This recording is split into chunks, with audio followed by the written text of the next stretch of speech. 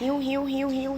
วแล้วจ้าหาแนวเฮ็ดกินสันตัวพี่น้องเมนูที่กำลังสิเฮ็ดต้องเป็นข้าวเหนียวเท่านั้นมื้อนี้เฮ็ดครัวนอกบ้านจ้าและพระเอกของวันนี้ก็คือปลาตะเพียนตัวใหญ่ที่มารดาเอามาฝากก่อนอื่นต้องขออภัยเซียนป่านำเด้อจ้าเหนียวอาชีวะคล่องแคล่วในการคั่วปลาปันใดหลังจากได้ปลามาแล้วก็ทำการคั่วเก็ดแล้วก็เอาใส่เขาออกขาล่างให้สะอาดเด้อพี่น้องพอล้างหลายรอบแล้วก็สิเอาเนื้อเพิ่นออกค่ะใส่ความพยายามอย่างเต็มร้อยในการงัดแงะเนื้อออกให้ได้หลายที่สุดส่วนหัวกับก้างก็สิเอามาเฮ็ดเมนูต้มยำจ้าเนื้อแยกไว้ตั้งหากคั่วปลาแล้วข้าวสุกพอดีจ้าพี่น้องข้าวหนึ่งไม่หอมห้วยบอดี้ล่อตั้งหม้อใส่น้ำตามด้วยเครื่องปรุงก็ง่ายๆจากเกลือผงนัวต้มยำก้อนจัดไป2ก้อนแล้วก็บักขามเปียกจักหน่อยเพิ่มความนัวด้วยผงปรุงรสกับคนสมุนไพรลงดับข้าวจ้าพอน้ำเดือดก็เอาน้องปลาลงไปเลยปิดฟ้าไว้ทาจนกว่าสิสุกในส่วนของเนื้อปลามะเหมี่ยวกะสิเอามาเฮ็ดเป็นลูกชิ้นปลาไปให้ผู้เฒ่าเพิ่นกินจ้าปลอดภัยไร้